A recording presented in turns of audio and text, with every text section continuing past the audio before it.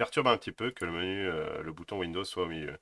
Alors c'est pas grave, ce qu'on va venir faire, c'est on va venir le mettre à gauche, comme tu avais sur Windows 10. Donc là, tu vas faire un clic droit sur la barre des tâches et tu vas venir cliquer dessus sur paramètres. Là, on est là. Et ce qu'on va vouloir faire déjà, c'est désactiver les widgets parce que ça fait des informations qu'on n'a pas forcément besoin. Là, tu viens réduire ça et tu viens chercher comportement de la barre des tâches. Et là, on va venir chercher à gauche, comme ceci. Voilà. Ensuite, maintenant, ça, c'est pas très optimisé. C'est pas très beau. Tu vas juste marquer icône de recherche uniquement. Voilà. Donc là, déjà, tu as gagné de la place. Et la vue des tâches, on peut le laisser éventuellement. C'est quand tu appuies dessus. Qu'est-ce que ça fait? En fait, ça te permet de créer un nouveau bureau virtuel. Et comme ça, tu peux avoir, eh bien, par exemple, ici, tu utilises Google Chrome et une autre application. Et là, tu vas utiliser, je sais pas, un autre logiciel. Et ce qui te permet, en fait, de ne pas avoir trop de bordel sur le même bureau. Voilà. Donc ça, c'est pas forcément très utile. Ensuite, ce qu'on va vouloir chercher, c'est l'apparence. Régler l'apparence et les performances de Windows. Voilà, c'est ça que je voulais. Donc tu as cette fenêtre qui apparaît. Et là, ce qu'on va venir faire, c'est ajuster afin d'obtenir les meilleures performances. Ce que je te conseille, c'est de laisser lisser les polices, histoire que ce soit pas trop moche. Et là, tu viens cliquer également sur afficher les miniatures au lieu d'icônes. Hop là. On va encore optimiser Windows 11. Là, ce qu'on va venir faire, c'est on va venir désactiver certains services. Donc, tu vas venir cliquer en bas à gauche ici. Et là, on va écrire service. System, service.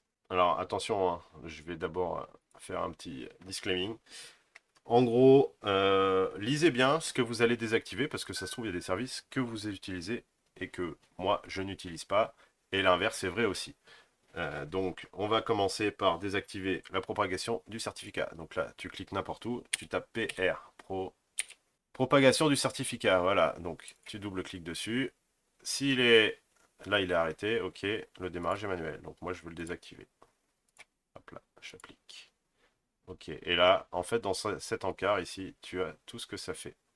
Maintenant, tu cliques encore de nouveau ici, et on va faire client. Là, tu vas venir chercher le client du suivi de liens distribués. Alors, ici. Voilà. Tu double-cliques dessus. C'est en cours d'exécution. Alors là, conserve les liens entre les fichiers. Gna gna gna. Ça, c'est si maintenant tu as plusieurs ordinateurs sur le même réseau. Donc on va faire, on va l'arrêter. Ça s'arrête. Et je le désactive. Et hop, tu appliques. Ensuite, on va faire de nouveau, on va cliquer quelque part. Et là, tu vas faire expérience des utilisateurs connectés et télémétrie.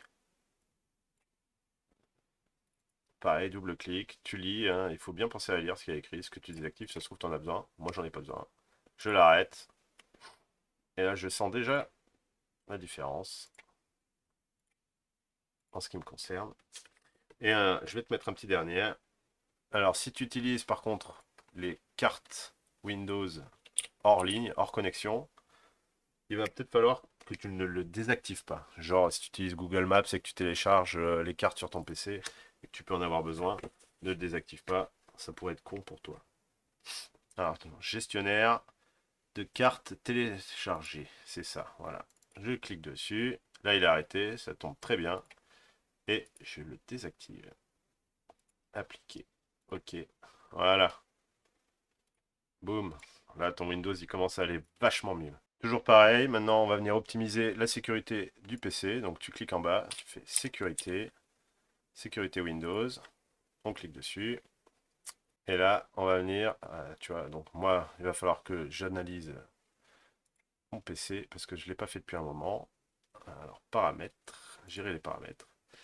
Et maintenant, si tu veux gagner en fluidité sur ton ordinateur portable, parce que ça peut consommer des ressources et c'est des choses que tu peux avoir besoin. Donc ça, la protection en temps réel de l'appareil, moi je le laisse personnellement. Ça, je le dégage et ça aussi, parce que je ne m'en sers pas. Voilà. Donc ce qu'on va faire, on va venir cliquer sur démarrer. On va aller sur paramètres. Ça met toujours un petit peu de temps. Système, non. Je vais choisir... ah bah, système, notification. Et si tu veux pas avoir, comme les petits trucs que j'ai eu tout à l'heure, des smart push, etc., qui consomment des ressources sur ton ordinateur, je te conseille de le désactiver. C'est pas super utile en plus, en vrai. On est assez pourri par tout un tas de notifications en permanence. On revient sur système, on va aller dans le stockage, et là, ce que tu vas faire, c'est si c'est pas déjà activé, normalement par défaut ça l'est, tu vas venir activer l'assistant de stockage. Là, on le clique, maintenir le bon fonctionnement de Windows en nettoyant automatiquement, et nettoyage automatique du fichier du contenu utilisateur.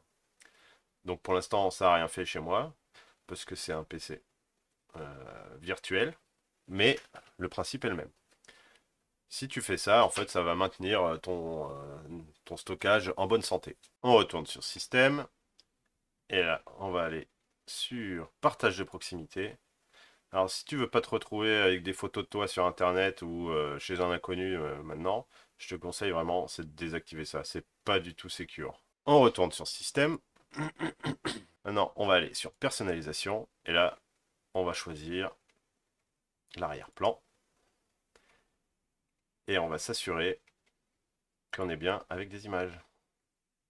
Il faut pas qu'il y ait en fait la possibilité... il faut pas qu'on ait la possibilité de pouvoir avoir le diaporama parce que en fait le diaporama ça consomme des ressources inutilement.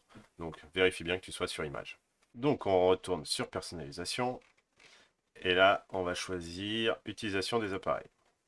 Et là je te conseille vraiment de tout, mais vraiment tout décocher. En gros, ce que ça fait, c'est que ça te propose d'avoir des pubs en fonction de l'utilisation que tu as. Et je pense que tu n'as pas envie d'avoir de pubs. On se rend maintenant dans l'onglet applications. Donc, dans les applications installées, tu regardes. Mais en gros, il faut avoir le moins possible d'applications installées pour que ça bouffe le moins de ressources possible. Donc ça, par exemple, tu vois, ces trucs-là, je peux les installer, je m'en fous, j'en ai pas besoin, etc., etc. Après, il y a des choses qu'il faut peut-être pas désinstaller si tu ne sais pas ce que c'est. Si tu ne sais pas ce que ça fait, n'y touche pas. C'est comme disaient les parents, touche pas à ça petit con. Ensuite, on retourne dans Applications. Et là, tu vas choisir le démarrage. Donc, si tu veux que ton PC démarre plus vite, il va falloir que tu choisisses d'avoir le moins de choses activées au démarrage. Mais ça, c'est pareil. Tu vas me demander, oui, mais comment je sais ce que je dois désactiver ou pas. Donc, ce sont que des logiciels que tu as installés normalement ou qui sont préinstallés. Le terminal, on peut en avoir besoin.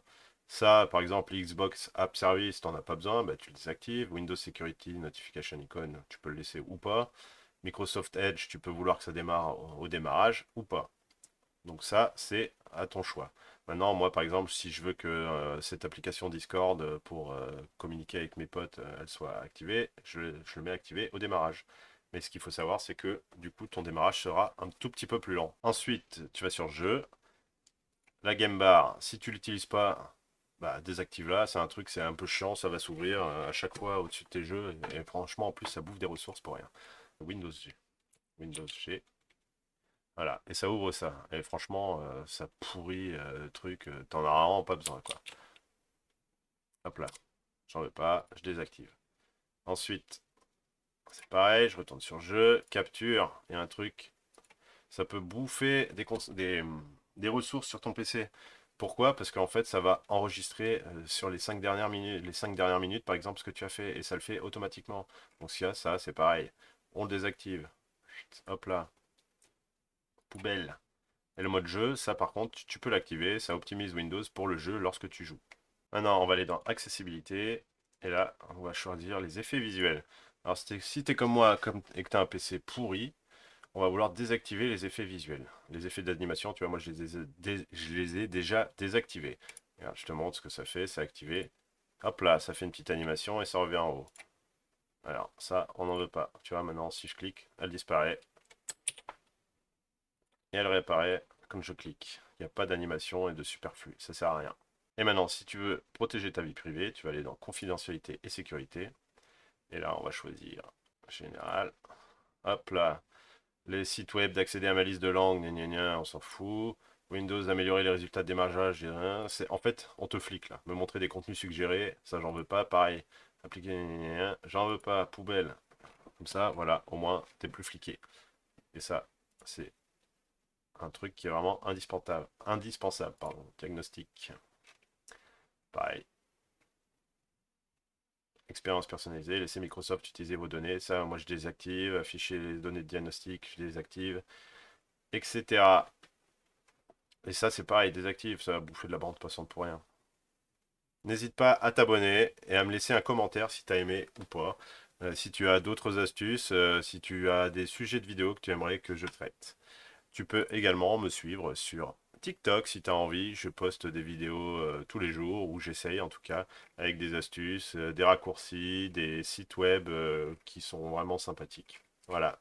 Je te remercie d'avoir regardé la vidéo jusqu'au bout.